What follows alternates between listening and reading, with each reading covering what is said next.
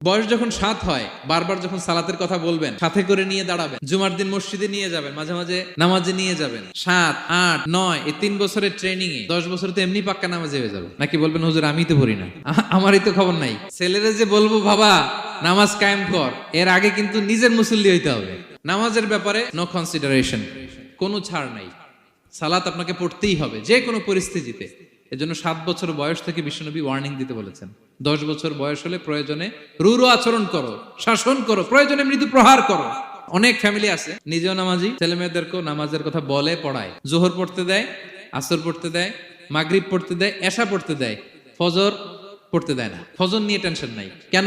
আমার কলিজার টুকরা সন্তান ঘুমায় হুজুর, কাঁচা ঘুম কেমনে ভাঙাই। যে বাবা মারা মনে করে সকালে কিভাবে ডাকি, পড়তে চায় না হুজুর, কাঁচা ঘুম কষ্ট হয়ে যায়। ফজরের সময় যদি আগুন লেগে যায় আপনার ঘরে, কি করবেন? আরেকটু ঘুমা, কাঁচা ঘুম। দুনিয়ার আগুন থেকে রক্ষা করার জন্য যেমনি ডাকেন, উঠায় নিয়ে আসেন, জাহান্নামের কঠিন আগুন থেকে বাঁচানোর জন্য ফজরের সময়ও ডাকার দরকার আছে না নাই? দুনিয়ার আগুনের চেয়ে কমপক্ষে 70 গুণ বেশি তেজওয়ালা। বিষ্ণু বলেন নারুকুম তুকিদুন, যে আগুন দিয়ে কিচেনে রান্না করো, জাহান্নামের আগুন কিন্তু এই আগুন নয়। জাহান্নামের আগুন দুনিয়ার আগুনের চাইতে কমপক্ষে 70 গুণ বেশি তেজওয়ালা। তাহলে ফজরের সময় ডাকবেন তো ছেলে মেয়েকে, হ্যাঁ, নিজেও পড়বেন, ছেলে মেয়েদেরকেও ডাকবেন। আকিমিস সালাহ।